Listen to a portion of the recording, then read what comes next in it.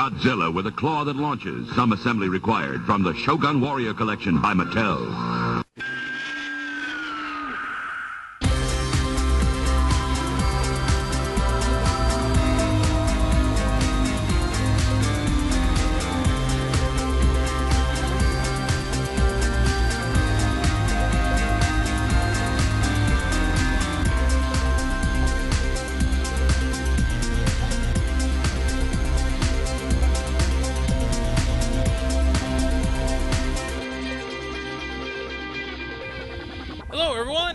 Another edition of the Kaiju Kingdom podcast. We are your hosts, Jessica, and I am Chris Eaton. Jessica, how are you doing? I'm doing okay. Doing okay. I am doing good. I am excited. Con season is kind of starting again. Oh, it's in the air. It is in the air. Yep. I spent this last weekend as we record this at the Long Beach Comic Expo myself. So, which was fun for a show that kind of used to suck.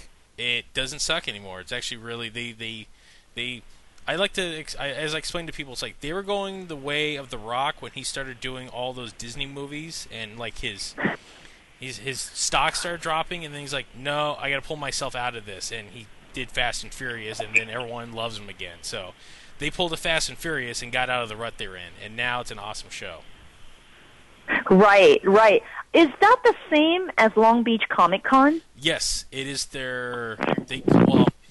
I've never gone to the expos. I've only gone to the Comic Cons, and the first one I was like, the first show was like, this is the greatest first show I've ever been to. It was awesome. They had Nintendo stuff there, and the second show was like, all right, this is cool, and then the third show was just like, oh man, you guys are really trying. You know the price they're asking, and I know that my cohort George over at the Realmcast went to their first expo, and he's just like, they're in a tiny little room upstairs at the Long Beach Convention Center, and he's like, yeah, screw this noise, I'm not coming back. So a couple of years went by. Another colleague of ours over at the Realmcast, Sergio, who does the comic book podcast over the Comics and Chain, it's like, hey, my co-host and I want to go. It's like, so all right, go ahead. We got him in and came back. He's like, it was actually kind of a cool show, man. So he's like, he convinced me to go to the convention. So I went back to the convention in September this last year. Show turned out to be really awesome. So I'm like, all right, I'll give the expo a try. Knowing full well what Sergio had told me before, I'm like, it's going to be upstairs, tiny room. No, it was the size of their actual, big convention show. Like, it was held in one of the main halls. So it was, wow, that's really cool. I've been wanting to go to Long Beach, I went like the first 2-3 years, and it was really great. And I understand it dwindled a little bit, but I also haven't been able to keep up because usually I have a family event or something on that weekend. Yeah. So I'm more interested in the fall one than I was, because the spring one I think was like a 1 day only, it's and it's now like a 2 day. So yeah. I think starting maybe this fall or next year, I'm going to start having to make sure I start going. Yeah, I would definitely recommend going, September to the main con, because this show wasn't held in the main portion of the convention center. They moved it over to where Anime Expo, the 1 year that was at Long Beach when they were transitioning from Anaheim to LA, they held it in that room. And actually, I thought it suited the show better because the setup was a lot better, and the room was just as big as the main show, and they actually have a whole lobby to themselves that is unmolested from anything else on the other side of the convention center, and it backs up right to the arena. So for those who've never been to Long Beach, the Long Beach Arena has that Wayland mural of all the orcas around it because they're on the ocean and stuff, and that's how they like it over there. But it was right. It was actually a really awesome show. That show's managed to balance the pop culture aspect of comic conventions and a heavy comic book presence. So it was really cool, and they focus heavily on Artist Alley too.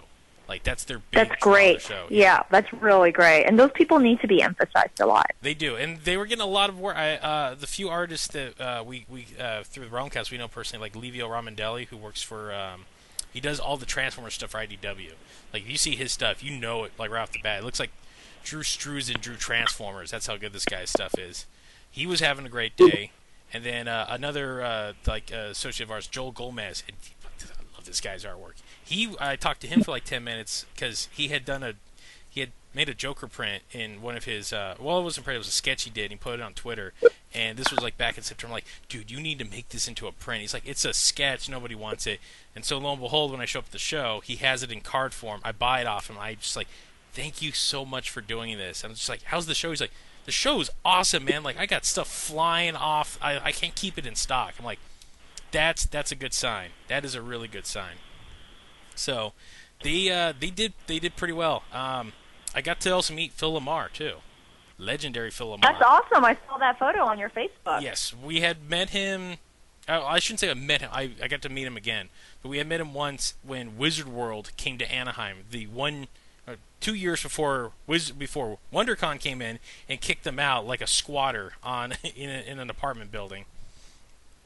And so Phil Lamar too was just like he humbled me very much because, you know, as I went up to him, I was going to explain to him something, and he's just like looks at my shirt, like, "Hey, Realmcast, I remember. Yeah, I know you guys." I'm like, "You remember us?" He's like, "Yeah, we did that big interview." I'm like, I almost wept. I almost cried a tear, like the Indian when the guy tosses the cup at the side of the road, that single tear that comes down. I almost did that because like Phil Lamar remembers us, like Phil Lamar. It's Marvin. He got shot in the face. Oh man. That, you know, he's Samurai Jack. So that was quite a wonderful weekend. But no, we have WonderCon coming up, Jessica. Yes, we do. Which for those who are uninitiated, as Bane would say, it is Comic-Con Light. So if you can't ever get into Comic-Con, WonderCon is a nice runner-up prize, if you will. Would you say that? Yes, I actually really like WonderCon as well. It's like it gives you a small San Diego Comic-Con feel, but still the ability to kind of have intimate time with the different talents, like really talk to them and meet them. Mm-hmm. And the floor is big enough, but not so large where you're huffing and puffing by the time you make it to the other end. Yeah, although I have a theory about it in like another 4 years, it might be that way. I get a feeling within, like, by this time next year, they might expand to that third hall on that, you know, on the other side. Because I believe, as of today when we're recording, they sold out, like, their 3-day passes. Oh, yes, it's sold out, yep. Yep, so there's that. So, but and then we're rolling into, like, so many other shows. So there's going to be a lot, and of course there's always some Godzilla stuff, you know, other Kaiju stuff always rolled into there. Speaking of Long Beach, I ran into Chris Mowry there. He was the IDW. Oh, yes, wonderful Chris Mowry. Wonderful Chris Mowry.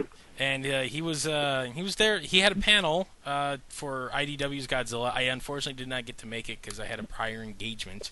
But I talked, you know, we chatted up because we got to chat to him personally a couple weeks prior to that, while the Delgado stuff was up.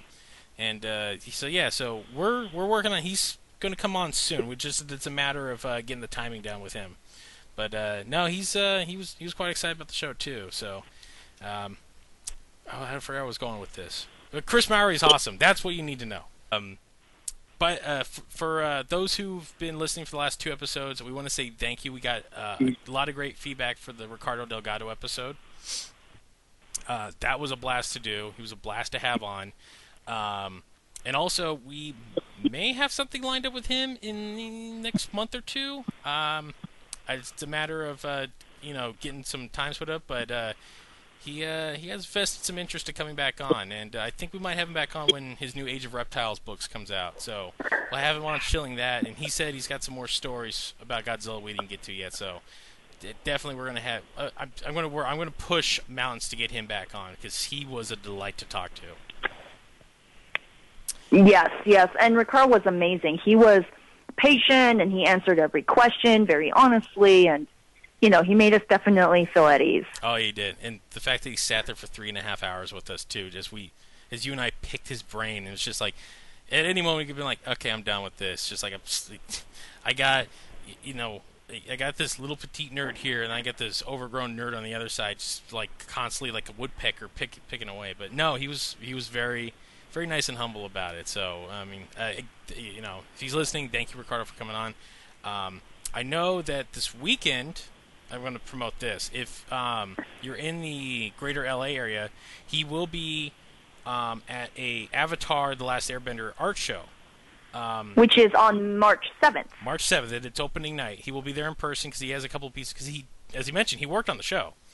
Yes. Where's that at, Jessica?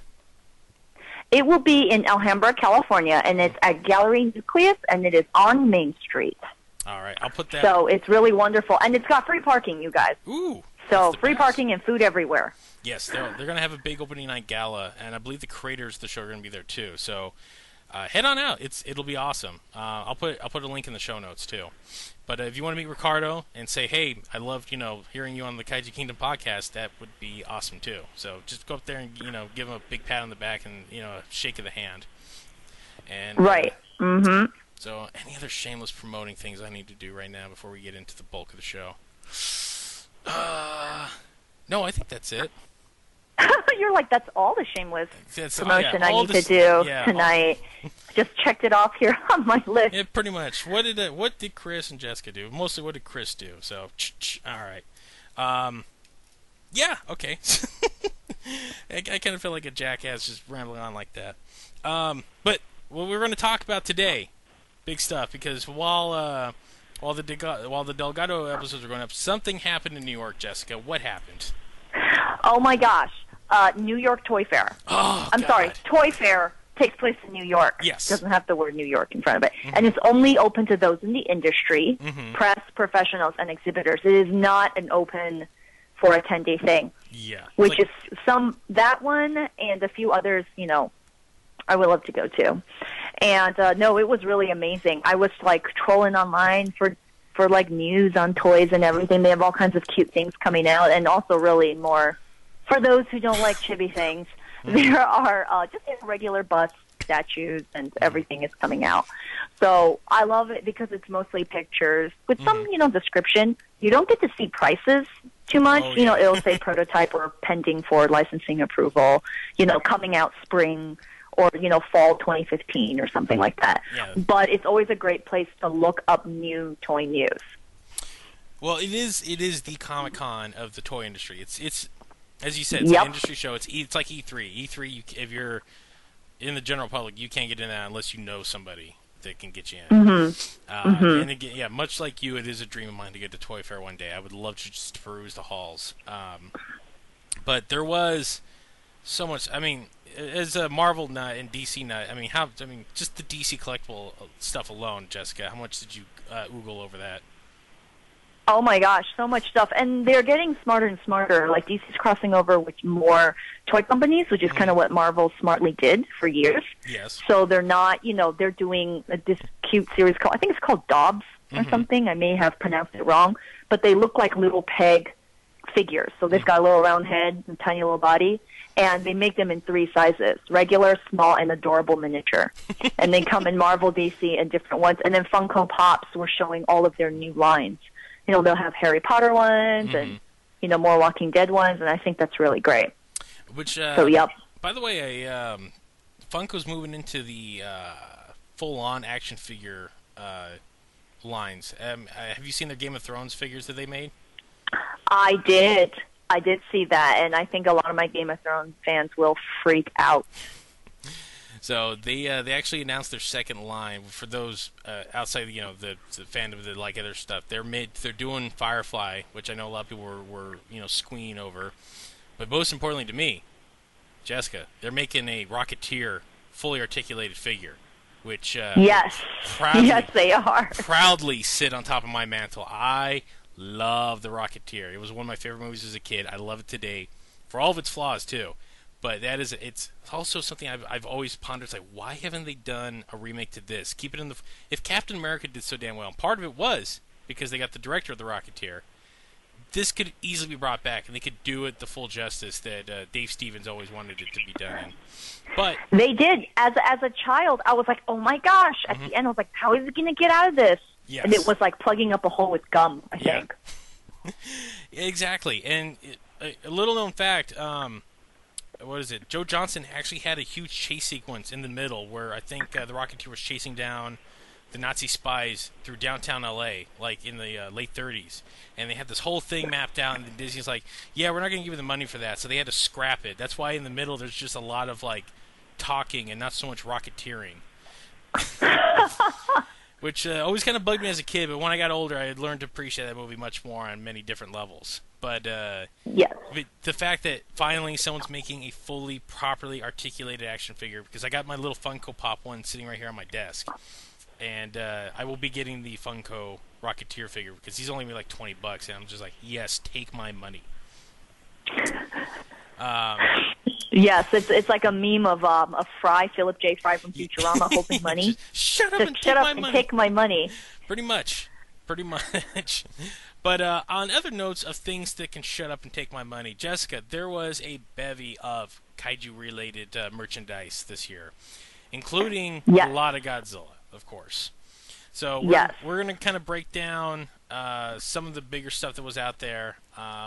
Go one by one. There was NECA did also announce a few cool new Pacific Rim things too. So, heck yeah, they did. Oh, I know you. I know you're kind of excited with this stuff. So let's start with that. Let's start with the NECA stuff first. It's they have the Chibi figures. Is that the one that you were talking about for Pacific Rim? Exactly the one I'm talking about. Yes. See, people who are like, oh, we can't sell to the female market. No, you dimwits. You make everything chibi, and then boom, it's off the shelf. I love the passion. Like, you went from, into just, did they make everything chibi? We will buy it. Like, you just got real passionate all of a sudden. I love it. Yes, people buy it. And, Funko, I wouldn't say it's Funko Pops are not exactly chibi, maybe chibi. It's just, big heads, little bodies. Very super deformed. It's not just women. I've seen men also collect them. Mm-hmm. So they are, profitable, marketable to both genders. I'll tell you this. So, come on, chibi Jaegers. Exactly. I'll tell you this. Literally 3 hours before we sat down to record this, I was in Target. And they have a NECA section at the end of the aisles. So on the back end, they put kind of the higher end quality, which blows my mind. But they had Funko's blind box stuff, and they had the yeah. So next to the The Walking Dead and the Big Bang Theory blind boxes, there was the sci-fi blind box, which is all it's just a hodgepodge of sci-fi characters. And 9 out of 10 are stuff I would definitely collect out of. So they're $5, which is astounding because you go to any other store, they're $10 a pop. I'm just like, I got a credit card, I could buy 2 of these, and hey, whatever I get, there's a good chance I'll get something I love. Open up the first box, it's a Tron guy, awesome. Open up the second box, the one thing I really wanted more than anything else, I got a Chibi RoboCop, and I was just like, freaking score. So there is a tiny, big-headed RoboCop staring at me with his gun in the air right now as I'm looking. And all of a sudden, I just get this image of you just as a little anime character with just big eyes and hearts coming out of it. Yes, it is. And, take heed for anybody out there working in the industry. Mm-hmm. Chris is a grown man. He bought it. I bought it. So Chibi figures it is. So, lesson learned here. Jessica has a raging addiction to Chibi. Yes, that thing is freaking awesome. I saw little Jaegers. I was like, "Oh my God, be still my heart!" And my mother goes, "Oh my God, we are screwed for the future." I was like, "Finances." Mm-hmm. Yes, but no, that is super, super, super exciting. I was like, "Yes." So yeah, it looks like they're a whole pack. It looks like you'll get all 5 figures, and they're Comic-Con exclusives too, which is the only downside to them. But knowing NECA usually is a pretty good. If you're at Comic-Con, NECA's usually a pretty good booth to get stuff at. They parcel things out per day, and usually if you can get within the first 2 days, you're fine. If you wait till Saturday or Sunday, you're kind of screwed. These, I got a feeling they're probably not going to, you'll probably have a good chance of getting. But you get a tiny little Romeo Blue, you get a tiny Axe Head, you get a tiny Karloff, you get a tiny, and here's. Oh no, there's another Axe Head in there too. For a second there, I thought it was Onibaba. And then you get a tiny Horizon Brave. Which if only Jessica's screams and rants of Onibaba could be heard. Well, that's the thing though. They just released Otachi. I literally saw Otachi on the shelf this weekend. They have little Otachi. Yeah, they got baby Otachi coming too, which I think originally was going to be added into the box. But I don't think they got the molding done in time, so it looks like it's going to be like a separate little thing you can buy to go with regular Tachi. It's even got the umbilical cord tied around the neck, too. which is an adorable little feature. But I got a feeling, because they're now out of Jaegers, they got Horizon Brave coming out next. They just put out Tactic Ronin, which I bought, and he is awesome. God, I love him so much. They're out of Jaegers, so they got no more Jaegers, and they've done 4 Gypsy Dangers now. And I don't think there's any other rendition of Gypsy Danger from the movie that they can do. They got 3 battle damage Gypsy Dangers, and then they got the 2 like normal Gypsies. So they need to do something else. I think Kaijus are the only thing they really got left. So got a strong feeling Jessica might get her Onibaba sooner than later. Yes, I hope so. So even if he's in 6-inch glory of a hard plastic crab monster, I'm pretty sure you'll get him. The other thing they announced too, well, they kind of announced, but they made legit right before it, the next figure in the 18-inch line, which I will own this. Mother of God, will I own this? It's a Striker Eureka, and it looks beautiful. Oh, good lordy! So for Christmas, I got Hong Kong Battle Gypsy Danger, the 18-inch one. And yes. It's a beautiful piece, and it's unlike the other one. It's got the cannon, it's got the plasma arm, and comes with the chainsaw hand. They have an 18-inch knife head out right now, which is too expensive for me to buy. And then they had a Cherno Alpha that just came out. This though, the Striker Eureka, is a work of art, and much like Wayne and Wayne's World, it will be mine. Oh yes, it will be mine. I don't care what I have to fork out for this thing, because it looks beautiful. And the other thing is, my other Striker Eureka, my little one, the leg broke on it, so it's a constant reminder when I look at it, because the ring piece, NECA is great in some aspects, and they blow in some other aspects. I was following people who, it's depending where they send their figures off to get made, they either come back really well or they come back really crappy. And unfortunately, the Pacific Rim line is kind of in between both of those. So, right. Striker Eureka, which was the one out of the initial line I was looking forward to the most, because that's my favorite design out of all the Jaegers. I had him for a month, and I'm showing him to a friend. As I'm bending the leg, it falls right off. I'm like, oh, you son of a... And so I look, and the ring piece that holds the leg joint together had broken. Thankfully, it broke from the bottom down. So if I pose him just right, the top half will hold the leg in place, just standing. The second I pick him up, that leg falls right off. So I stand like, I can't play with you. I can just only look at you. And it's just like, I know you're damaged goods, but I can't throw you away. So now of course not. No. It's a depressing scene every time. I'm just like, hey, oh, yeah, you just stay right there, because I got you in the pose where you won't fall down.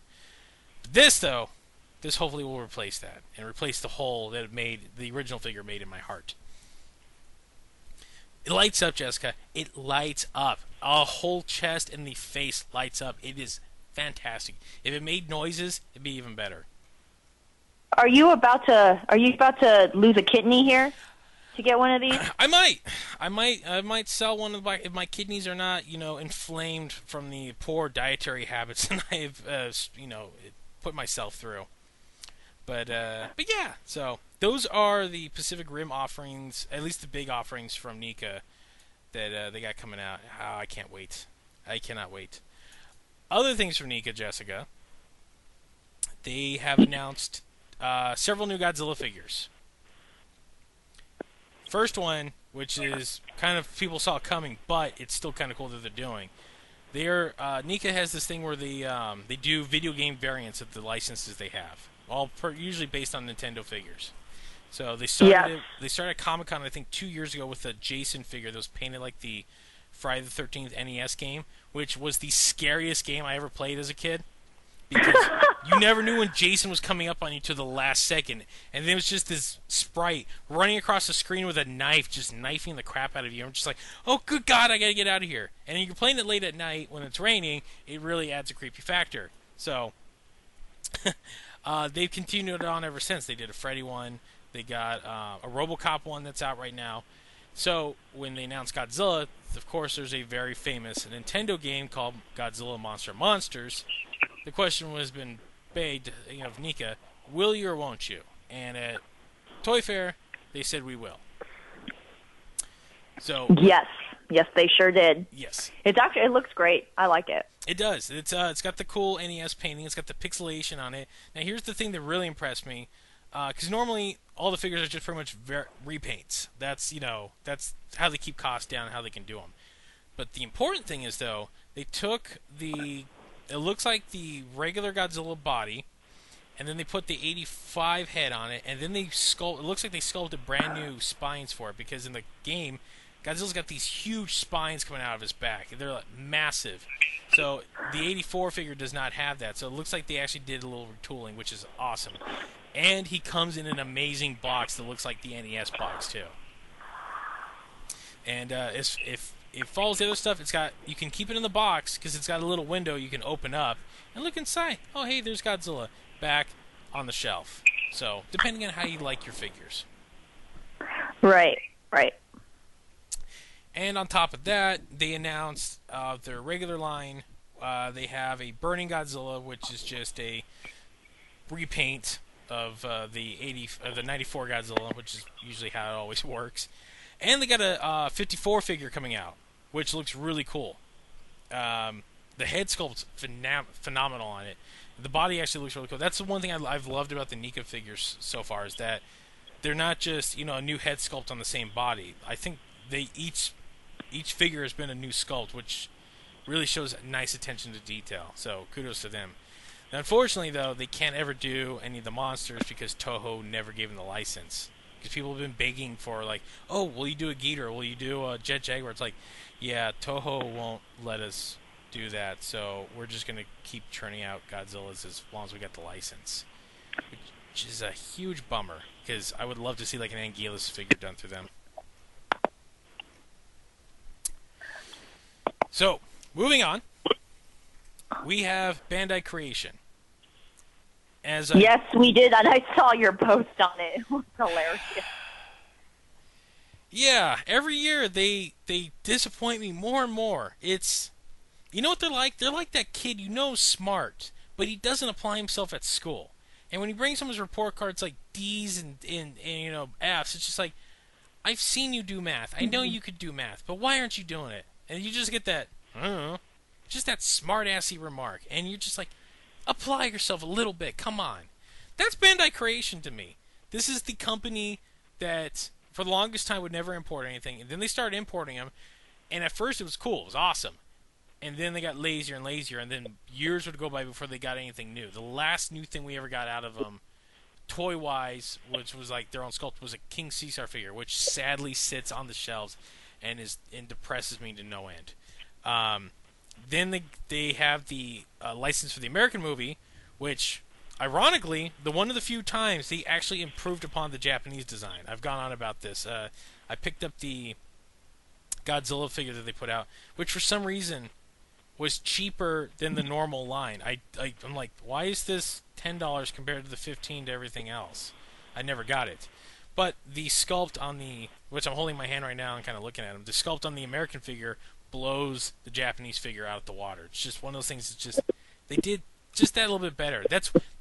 It's why they infuriate me. It's like, okay, you guys can turn out an awesome product like this, and then you just get lazy and you don't do anything else. Like, don't tease me if you're not going to please me.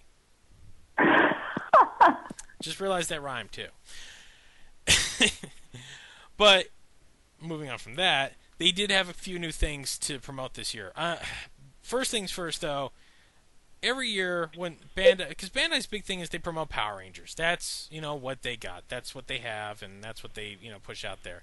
It's Power Rangers. This year they had a couple new things they're importing. I know they had Doraemon. They picked up the Doraemon light. Well, I think the Japanese arm has the Doraemon license, and now that Doraemon's coming over here, I think Nickelodeon. Yes.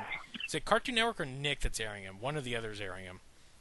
Yeah, because my newsfeed is filling up with Doraemon USA stuff, and they've been heavily promoting him, like even a mascot inside of Doraemon dancing around at various expos and stuff. Really? Yeah. Wow, because I know he recently beat out Godzilla as like the most recognizable Japanese icon. So, but yeah, Bandai's putting out a bunch of Doraemon stuff, which I guess they're hoping is like, he's gonna take off like Garfield. So they were promoting that heavily. They were also promoting these new things that they're doing called spur kits, which look like they're basically the Gundam models. Which, if I don't, Jessica, have you ever built a Gundam model? Yes, I sure have. So, explain to the people how the Gundam models work. Well, basically, when you get them, it's like a kit, and they have all kind of plastic pieces that are in together. You need to get a very, very special tool to cut the little tabs of plastic that are between the plastic and the rig, the tray rig that holds them together. And then from there, there's instructions, and then you kind of build one and put them up together. Some people, even though they're colored, some people choose to customize theirs in a color. So you have to be really, really careful because you don't want little pieces of plastic tab coming out. Yes. So it usually involves cutting and some sanding. Yes, and there's cutting and sanding. And that tool, the tool that you use to cut it, they look like little stubby pliers, but they're much sharper. They are not cheap. No, they are not. And when Bandai first brought them over to America, because they weren't, you could only get those in import shops for the longest time. Yeah. When Gundam Wing hit and Gundam Fever caught on in America finally, they literally just imported the kits over to Toys R Us. So there was a good 6 months where I was blowing $150 a week at Toys R Us buying these. I was buying them up. I was like a crack fiend. I was just like, I need every single Gundam Wing kit. I had like all the 133, which are the smallest line kits.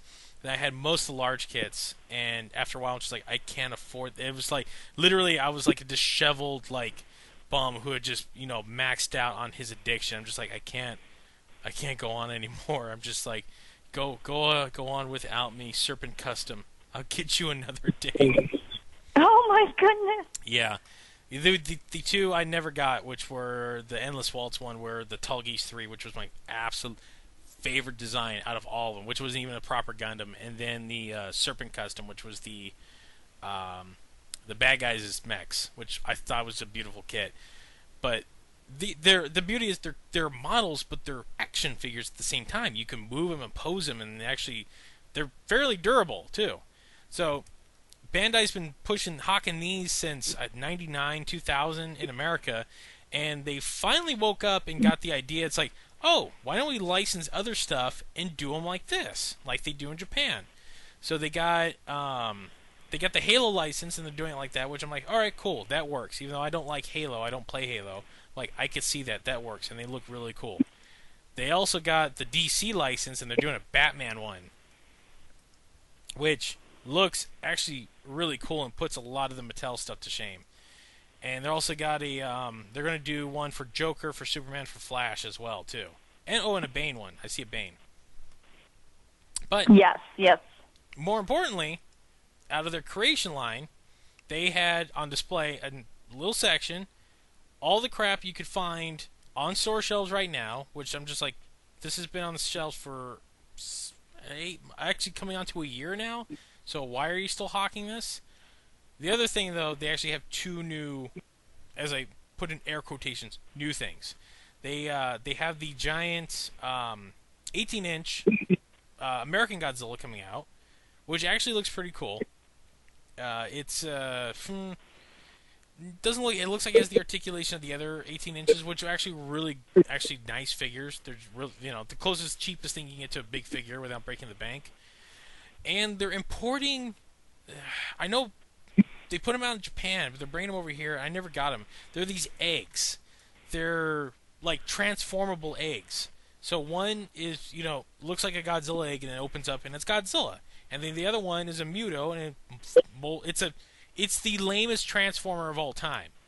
And I never got the appeal of them, but Bandai's like, hell, bring them over. We'll make them. It's like, you couldn't make a proper Muto figure, but this is what we're going to get. I'm like, okay. So that's what Bandai has to offer this year. The company that's most famously known for Godzilla has these few measly offerings. So you can hear the bitter resentment in my voice as I'm kind of going over this. No, I can't. It's actually hilarious, especially when people know it in context and how you feel towards them. Yeah, when I saw it that night, I'm just like, I just shook my head. I'm just like, fine, I'll buy one of these things. I'm not gonna buy the eggs. I would love to. I wouldn't have to spend $25 on an import Muto figure. I'm like, you couldn't at least give me, import that over, because that's the big thing. You sell a Godzilla, you don't sell anything for him to fight. What are kids gonna have him fight? Huh? Adventure Time? It doesn't work that way. Can't fight Jake. Yeah. Yeah. So moving on, so I don't get more ranty. Diamond Distribution, or Diamond Select, something Diamond, the de facto company that you get everything comic related through. They're in the action figure game now too, and they actually have. I want to say they're importing the X Plus stuff now, but they're actually doing their own thing. So have you seen any of those banks? You know which ones I'm talking about, Jessica? Say that for me one last time. The Godzilla bust banks that are out. Yes. There is a shot of them. We actually talked about it after our San Diego Comic-Con. Mm-hmm. We had a podcast after San Diego Comic-Con, and I said at the Diamond booth, mm-hmm. I don't know if I interrupted an interview that was going on, but I snapped a couple of photos because behind the two people, it was like a round kind of a small bar table. Yeah. There was two gentlemen on either end. They looked like they were having an interview. But behind them is their shelf mm-hmm. of their toys and figures, and I saw them. So that's why I think we had mentioned it on the podcast. And they had a prototype of a bust bank and one of their finished models. And then when I'd spoken to them, they said it hasn't come out yet, mm-hmm. but they're just displaying them for right now, and that they should be coming out soon. So those are the same ones I believe that we see at the Toy Fair. Oh, okay. Well, now I know.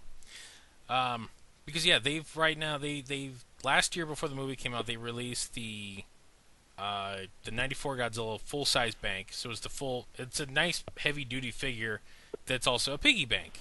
And then they got the King Ghidorah and the Mechagodzilla bust banks that you can buy right now too. It looks like they're going back to full body, as you just mentioned, because now they got 3 new ones coming out. And I know Mechagodzilla's already on the store shelves. I actually saw him at Toys R Us not too long ago. I'm a grown-ass man. I spend a lot of time in Toys R Us. It's don't question No shame. it. Yeah, No shame. Yeah. But yeah, no, they got 3 new. Well, they're saying 3 new banks. One of them's out. I know for a fact Mechagodzilla's out. I actually snapped a picture of him. I just didn't have the $25 to spend on him at the time. He's actually really. The beauty is they got posability. Like they move and stuff. And you can fill them with quarters and other stuff. Give them to your kids. Teach them how to save. Teach them the meaning of $1 through the power of Godzilla. That's what you could do. Yes. So they got Mechagodzilla. They have Fire Rodan, which surprised the hell out of me. I'm just like, wow, hey, that's kind of cool. Because these things are pretty big. They're like 14 inches. They're not dainty little figures. So Fire Rodan looks really cool. The one that just knocked me out of my chair, I can't wait. Much like Striker Eureka, I will own this because it is my absolute all-time favorite Godzilla. They have the 74 Godzilla that goes along with the Mechagodzilla bank, and he looks beautiful. Oh, Jessica, I'm in love. I cannot wait to get this thing. He's just... And it's going to be another body part. It can't be both kidneys. Because no. you need one. You need one to survive. I need one to survive. Maybe a lung. I only need one lung. I might be able to give a lung. Or maybe a finger. Some people need new fingers. I mean, 2 of them are kind of messed up, but the rest are pretty good. I can give away my ring fingers. Those are still good. People need ring fingers. Or maybe some toes. I got plenty of toes. All the toes are still there. They're up for sale. But if it gets me this bank, oh, it will be well worth it. Oh God, I love. I only have one 74 Godzilla figure. It was the one that Bandai put out. It was a reissue of the big memorial box set, and it came with a Titanosaurus, which I never understood the love for Titanosaurus. He's a cool-looking creature. I'm like, yeah, he flops around and goes like that. That's all he does. Because I love the original Mechagodzilla movie. That's one of my all-time favorite movies, flat out. It's my all-time favorite Godzilla movie, and I love the design of the suits in that one too. So to have a 14-inch bank that I can secretly put cash in there that no one will ever know, and it might be a rainy day thing, but as just Godzilla kind of, guarding it, just, I don't know, the little 5-year-old in me is just kind of squealing and kind of looking, and then takes a step back, it's like, man, what have you done to yourself? And then goes back to squealing. So that I will definitely buy, and hopefully, I think if the price point at Toys R Us to anything to be seen, they'll probably be about $25 a pop, which actually is not bad considering the size of these figures. Right. So, on the other hand, X Plus, they got one or two cool things coming out. I know our good friend Mark Hadamio is anticipating this to no end. They have they're reissuing, well, I wouldn't say reissuing, they're remaking the Shogun Godzilla figure from the 70s that Mattel put out. For those who do not know, or maybe too young, well, I wasn't around in the 70s, so I can only tell you what I've heard say offhandedly, but I had one of these. The Shogun Godzilla was part of the Shogun Warriors line, which were a bunch of robots. They were all Go Nagai style robots. So Mazinger, Grandizer, Gaiking, anything Go Nagai ever made, they licensed. And I believe it was Marvel that licensed them, too. Yes, because they're also in their comics. Yes. So that was a big thing. And that's how, ironically, comes back to this. Toei, who had the rights to these characters, licensed to Marvel, Toei got the license for Spider-Man, which in turn gave us the Japanese Spider-Man show, which is a brilliant piece of madness, if you haven't seen it. Which, in turn, started the Sentai craze, which led to Power Rangers. So, it all comes around a circle. All leads back to Godzilla. Much like Kevin Bacon, everything comes back to Godzilla. So, Marvel got the Shogun Warriors. They made a comic. I think they tweaked the designs from the actual toys, though. Like, they didn't quite use the right, they weren't quite using Mazinger, if my memory recalls. It's been a while. But they did issue these massive, like, 18, 20-inch plastic figures that had robot punch, which is the arm fires off. So Mattel managed to snag Godzilla as part of the line. So they had a Godzilla and they had a Rodan that were part of it. And Godzilla stood toe-to-toe with King and Mazinger Z, which is just a Japanese fan's, massive wet dream come true. It's just like, oh my god, I can have King and Godzilla fight. This is going to be the most epic thing. And they can shoot fists at each other like rock'em sock'em robots. And, plastic fists went flying everywhere. They rolled. They were awesome. Unfortunately, when people got older, and as kids they didn't take care of them, a lot of these figures ended up on the market, no box, no fist. I had one without a fist. It unfortunately broke during the Northridge earthquake in '94. Fell off the shelf, first thing. Face completely smashed in. Got over it. Oh, no!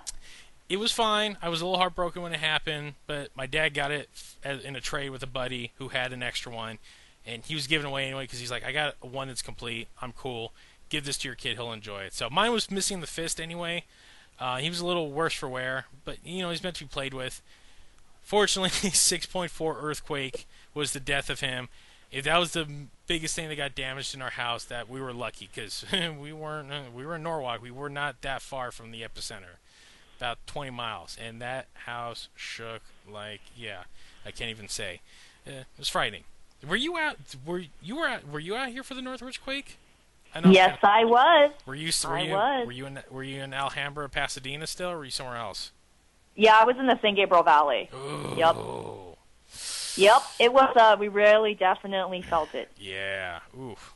Yeah, that was for those who've never been through a nice big earthquake. Yeah, they're exciting. That's to say the least. That was. I was on top of a bunk bed when that happened too. Oh God! Did you fall off? Well, no, because thankfully no. I remember waking up. I remember going to bed and I woke up.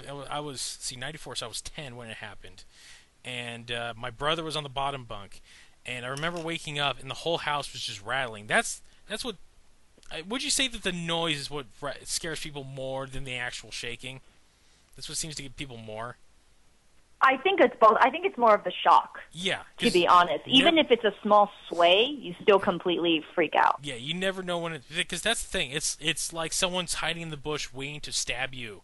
That's what an earthquake is like. Sometimes you get stabbed with a little pocket knife. Sometimes you get stabbed with a hunting knife. It depends on the size of the quake. So when I was asleep, it's like 4:30 in the morning, dead silence. All of a sudden, the whole house just jolts one into another, and earthquakes make a noise because it's hard to explain, but there's a rumbling that goes with it, and add that to everything in the house moving. And this was, and I had lived through Whittier about 6 years prior, so that was still in my mind. So this thing rattling pretty good. I was on top of a I'm getting really off track here, but I'm gonna finish this. I was on top of a bunk bed that was a metal frame, and my dad never quite tightened the guardrail on it, so it kind of moved a little bit, and every time it moved, it made a squeaking sound, like ee.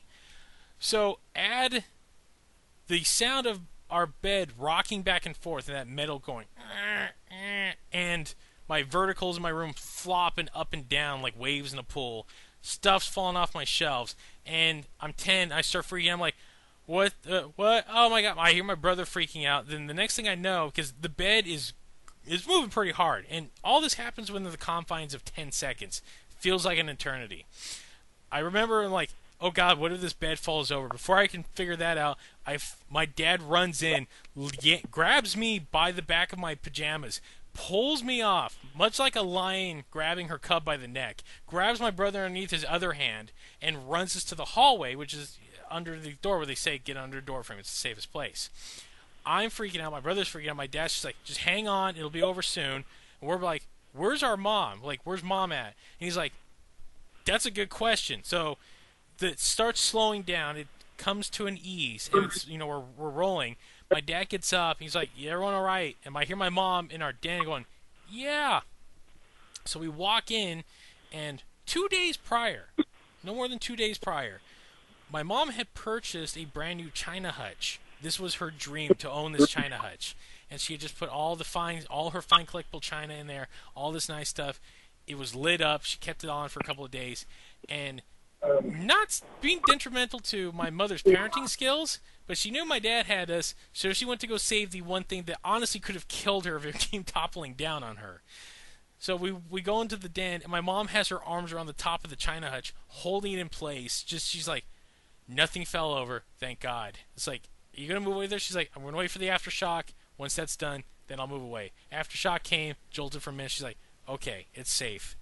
As my dad pointed out, it's like, you ran for the China hutch over our kids. She's like, I knew you had them. She's like, that China hutch could have killed you. She's like, I was going to keep it up no matter what. If I went down with it, I went down with the ship. So I'll give my mom credit. She was stood fast in what she made sure to protect. So I never held it against her, because years later I'm just like, I probably would have done the same thing had I a bunch of collectibles. Because back to the story, my Godzilla perished in the earthquake. So I as a collector, I understand wanting to keep some of your finer things, surviving through a natural disaster. What I've actually learned to do is either double-sided tape or like museum gummy to stick things on. That's good stuff.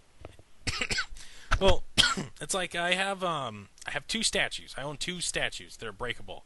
I own a He-Man one by the Four Horsemen, and I own a King Kong one that I got when King Kong came out, and I guess Tower Records bought a surplus of those Weta statues. And so right at Christmas time, they put them on sale for a ridiculous price. Like, they were 75% off. And so I went nuts, and I bought a bunch of them, and I flipped them on eBay. But I kept the Kong. There was a Kong bust that had the little Anne, which was the Naomi Watts one. I sold all those, made a nice penny. But the one that was super awesome was Kong fighting the T-Rex. And it is amazing, because it's Kong. He's got his fist up. He's got the T-Rex on his back. The T-Rex is flailing. It's sweet. I've had it for 10 years now.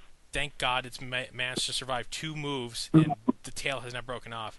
But, after our last little shaker we had last year, I made sure to put it in a spot where it's like, nothing's going to fall on this, and it has enough room that if the place shakes, it will not wiggle off. So I keep those 2 kind of under something and far enough away from the edge that they won't fall over. That's because how paranoid I am. Everything else I have is malleable. Like, if my Bandais fall off, you could run a dump truck over them and they'll pop back. So I'm like, everything else is fine. This is why, as much as I would love to go tornado chasing, I could never live in a tornado-prone area because I can't. My ADD will not allow me to. I'm like, I can't figure out how to keep this stuff safe if a giant wind monster comes barreling through my neighborhood. Oh yeah, no, it's really hard with tornadoes. Or floods. Oh god, flood is the worst thing because it'd be like, okay, if I'm in a tornado area, I'll keep everything in the basement. No, because it floods over here. I don't know what to do. No, I'll take the chance with the Probably would have to put everything in a safe if it was a tornado or flood. Pretty much, I would have to waterproof the hell out of everything and then put everything in an iron box that if it gets tossed around, it'll be fine. So, and then you'll just have to locate the safe after everything has ended. Well, you were in Ohio for a couple of years, weren't you? Yes, I was. I was. And so what had happened is flooding was the worst. I've learned to put my comics on the very, very top. Yes. And you were in the tornado-prone area, too, weren't you? Yes. Tornado, actually, Ohio was known as like the armpit of the weather of the United States because of the way the landmass was, the position. We had a lake, north of us.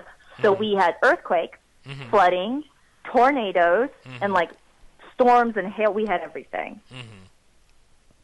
Oh God, I couldn't do that. I could never do that. I love weather. I love extreme weather. I'm like, I'll stick with the dry heat that California provides, and I'll stick with the chance of the earthquakes over all that. Like, I will go out and chase tornadoes one day because that's my dream. My buddy says I'm a nut. But I keep telling him, like, you want to jump out of a plane one day. I think that's even stupider than me wanting to go chase a tornado. But I digress. So Shogun Godzilla, Jessica. No, I'm really, really excited for that one. Yeah, I know Mark is super excited. I also know that they're charging $200 for this dang thing, which is just like, that's unbelievable. But for hardcore collectors, they sculpted a new head for it too and give it a new paint job, which it looks really cool. I saw the prototype at Comic-Con, but now it looks like it's ready to go out to market. It's a really nice thing. For old school collectors, yeah, it's really cool, but it's a little out of my price range right now. And then finally, Toynami, who is putting out... Oh, they're putting out the Shogun Godzilla. They got a statue, too, of the Heisei Godzilla. It looks like they're going to do a statue line as well. They got one coming out. It's Godzilla posing over an exploding volcano, which looks really cool. So it doesn't have a price point on that yet, but knowing Toynami, it'll probably be about $100. Which they put out some really, really quality stuff. They have an amazing Voltron coming out that I can't believe that they're making. Yes, I'm so excited. So you saw that one, too, right? And the 30th anniversary one that's like $200 something that I keep seeing through Entertainment Earth. Yeah, the big giant size one. Yeah. Yeah, the 18-incher, yeah, which actually turns into 5 lions too, which is cool. But this new one they got coming out, they modernized it. I think that's the best way I could describe it.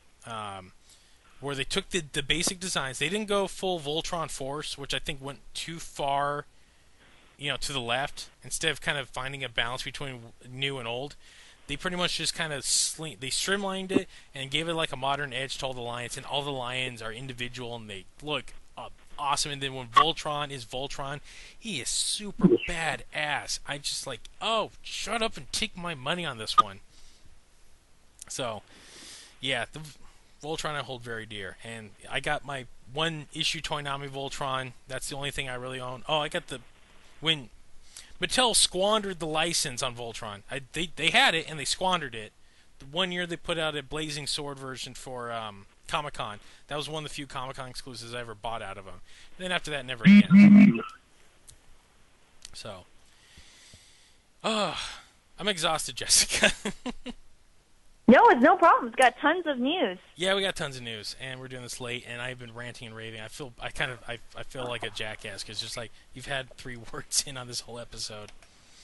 No, it's okay. I was waiting for when you said Toynami, my eyes lit up. Obviously, people can't see that because they had a picture which did not load on the site that I was on, so I had to Google image it for some reason, and it's a Toynami Godzilla plush.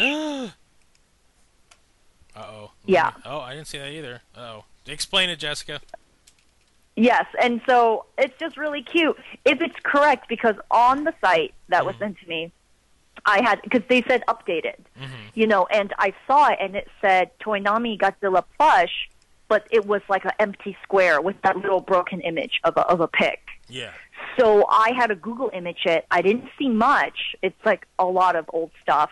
However, I did see one that seemed like I clicked on it, and it linked me back to the same site that had the broken image. Oh, okay. So I believe that it is the 2015 Toy Fair.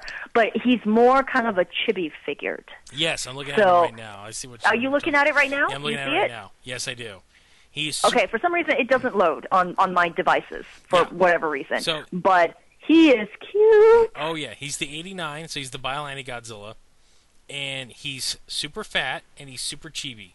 And he's got, like, the roaring mouth, the big hands, big feet, pot belly, big face, and spines. And, yeah, he looks exactly like, Crack for Jessica. Yes, and, fans out there, this is good for both your son and your daughter if you want to suck them into the kaiju world. Plushies go both ways. I had a fair amount of stuffed toys as a child. I had my favorite stuffed Triceratops, so plushies go either way. But yes, it is the best way to go. And what's the probability of Jessica picking this up?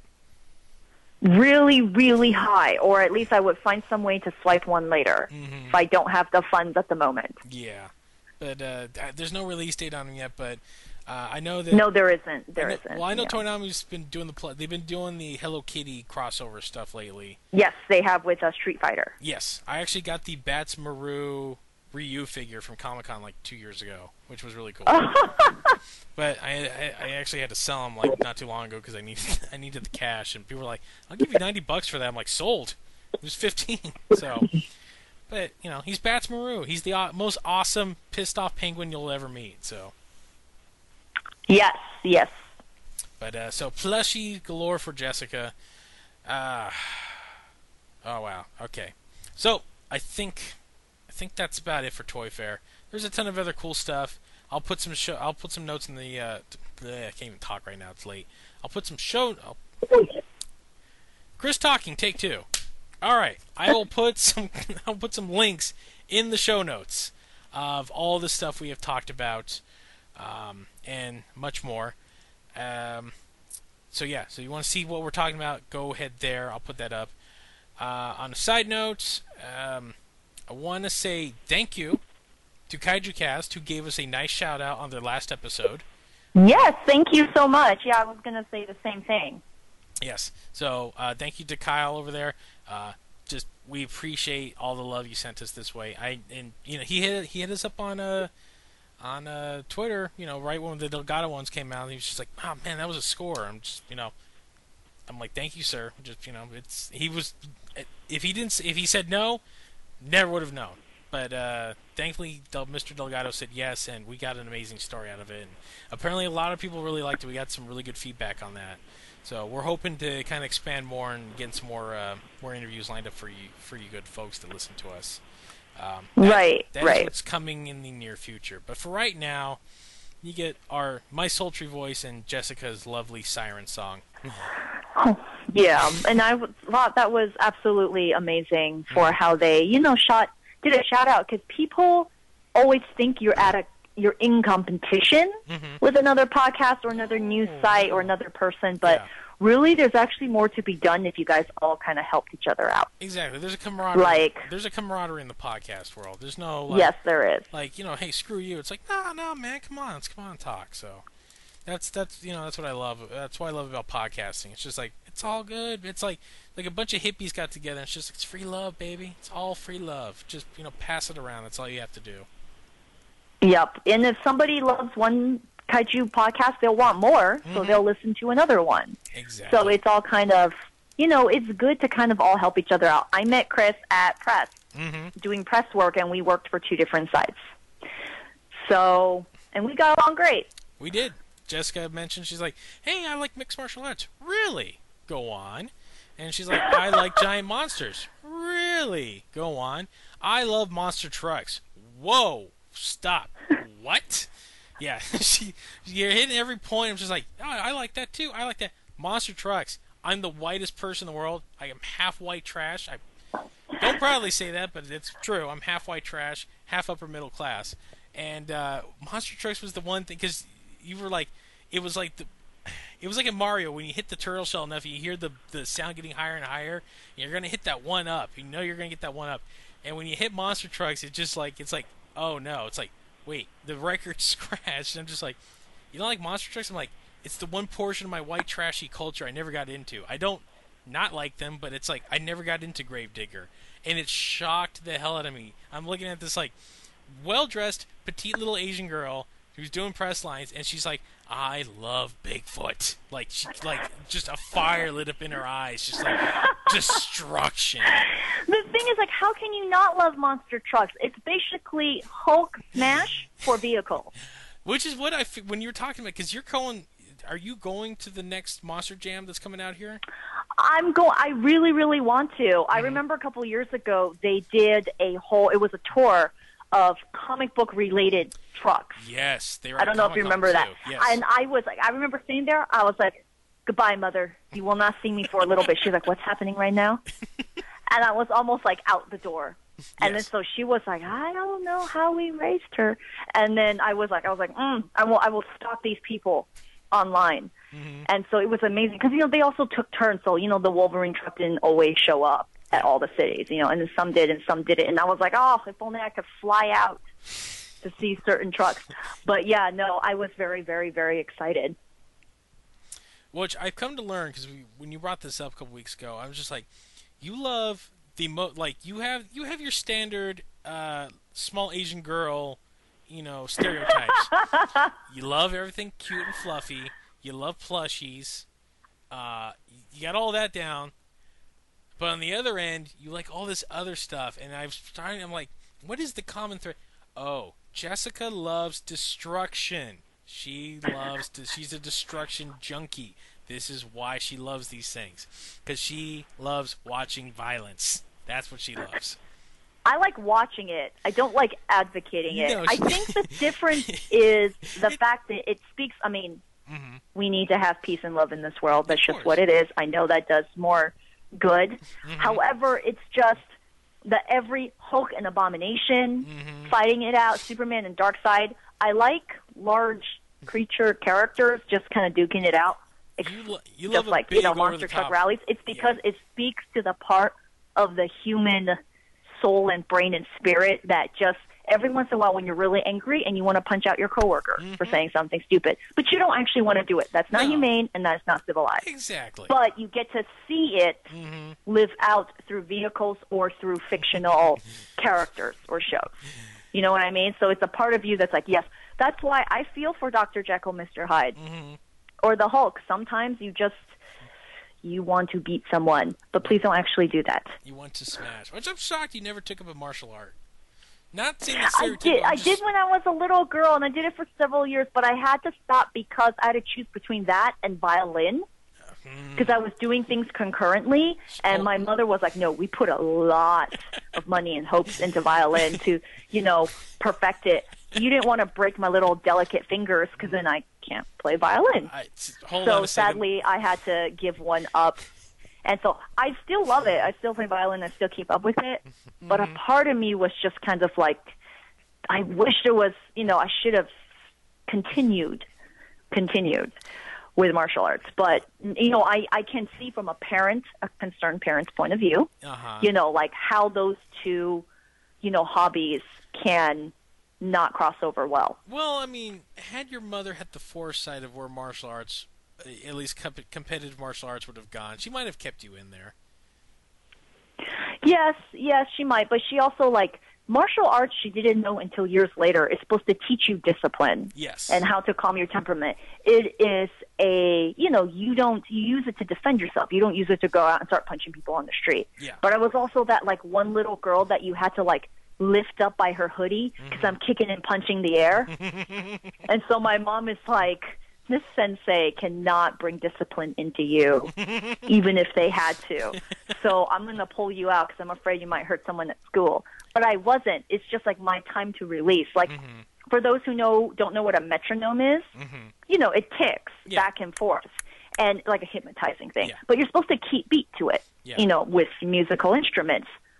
When I am just a little bit off, the teacher will be like, "You are off the metronome," and I'll be like, "No, the metronome is off.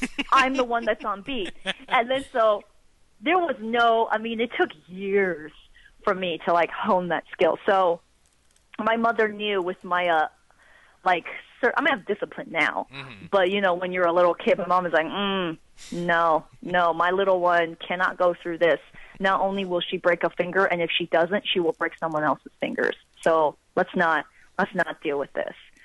So yep. My mom was like, we gotta pull this little one out. But then again, you could have been the Asian Ronda Rousey though, and just that is true. Just snapping arms left and right. Yeah, I wanted to be Snake Eyes of the group. Yeah, but it did not work out. I was not Snake Eyes of the group. Oh, which by the way, I love me with some Ronda Rousey. Oh, such brutality within that woman, but such beauty, such grace. Yes. 14 seconds, Jessica. She ended this. Yep, I watched it multiple times. Katsugano, 14 seconds. Everyone built her up, so it's like she is going to own Ronda. It's going to be a fight. 14 seconds. I stood there. I just smiled. I'm just like, you fools! How dare you bet against her? It's like she was never stood a chance. So, as I proclaimed, Ronda Rousey to me is the only legitimate champion in UFC right now. Nobody else has done what she does, and not only that, but she ends fights. She doesn't go out there and dance. She breaks necks. That's what she does. That's why I love her. Yes, and that was a lot of the reason. I mean, I liked The Expendables for what it was, people. I know it's not an Oscar award-winning film, of course, but I liked it for the action, obviously, and the nostalgia of the old, 90s action stars, obviously. But I was really excited when she joined the cast, and I'm hoping that maybe she will join the females version of The Expendables. And so I liked it. I really liked her. When I watched those 14 seconds, I was like, everyone was like, holy cow. And I was like, yep, that happened. Also, she has an amazing stomach. How do I get the same thing? It's all weight exercises. She doesn't lift weights, Jessica. You can do it. She just does body squats. You can do that yourself. She doesn't lift a single weight. All she does is judo and snap necks and arms left and right. So you can do that. Anybody can get to where her condition, except she had a crazy mom that would pull like weird survivalist stuff on her and then sneak up on her and judo throw her and snap her in arm bars her whole life. So when you it's like as Unleashed said, you get them young and the possibilities are endless. But you can't do what she does because she doesn't lift weights. She just works out, with body weights, and that's all she does, and throw people around. So yes. So in the moral of the story is I love Ronda Rousey, and you should love her too. Yeah, she's pretty awesome. All right, well, Jessica, I think that's enough ranting and raving for one episode. Go ahead and tell the good people where they can find more of our work. Yes, you can actually find us especially on Facebook, where Chris, I was going to say we, but no, Chris is very active on. It is the Kaiju Kingdom podcast at, after Facebook.com. You just search for us. We are there. Please like us. Be our friend. Comment. We love you. We love it for it. And we will obviously comment back. And we are also on Twitter as the Kaiju Kingdom, no podcast, due to the character limit. And also we are on Tumblr, the Kaiju Kingdom podcast.tumblr.com. It is also the same words for our Gmail. If you want to send us love, hate, disagreement, feel free. Chris and I will read it, and we will respond. So the kind of yep, and that is those are all virtually where you could find us. Also, I want to announce I've started a YouTube page for our site as well. You can find us. It's the Kaiju Kingdom podcast on YouTube. I have a few things on there. I've been mostly throwing up previous podcasts up there. So usually now anything that comes out about a week later, I'll throw it up on YouTube in case you're somewhere where you can't really download it. At least there's some option for you to stream it. And then I'm actually working on some video stuff, so stay tuned in the next couple of months. You'll actually start seeing a lot more original content that it's more of a visual theater that you couldn't really see or do in the podcast format. So that'll be coming soon too. When I get it all together, I'll make an announcement here, and I'll tell you when you can start looking out for it. But that'll be probably about maybe June or so. And Jessica, where can good people find more of your work? Actually, we are also on iTunes. Oh, that's right. Almost forgot that one. And you can find us on iTunes. Did you mention Stitcher? Yes. Okay, so Stitcher too. We would love some feedback there as well. If you guys could find it in your hearts to give us a little love there, little love or a little hate, either one, we'll take it. We have 1 review, which we're very grateful for. Can we make it 2? Hopefully. Yes, we can make it 2. Mm-hmm. 2 to 20. Yes. So you can find us there. Just look up the Kaiju Kingdom podcast as well. And then, Jessica, where can they find more of your work? Yes, we actually, you can find me. You can Facebook friend me. Please inbox me and say that you heard me here. Mm-hmm. Therefore, I know that we are going to be future good buddies and not a rando that found me somehow. Mm-hmm. And it's under Jessica Sang, Tseang. And so feel free to Facebook friend me there. And the sites are actually going under a construction, so I'm very, very excited. But it's Girl on Geek and the comicbookgirl.com, excuse me. And then from there, you will find all of the social media sites where I'm at. Awesome. And then you can find more of my work over at the aforementioned realmcast.com. I host a couple other podcasts over there. I host the Take Two podcast, hosted with my good buddy George Cordero. That's a kind of a news in the week thing. I also run the Flash Rundown show, where we recap weekly episodes of The Flash. So if you love The Flash, go check us out there. You can also check out other rundown shows for Arrow, The Walking Dead. I got some archive for I did a Legend of Korra show. Speaking of Avatar, there too. And then you can check out our Comics Unchained podcast, hosted by my buddy Sergio Sanchez, if you like comic books. And yes, that will do it for us for this week. So for myself and Jessica, thanks for listening, and we'll see you next time.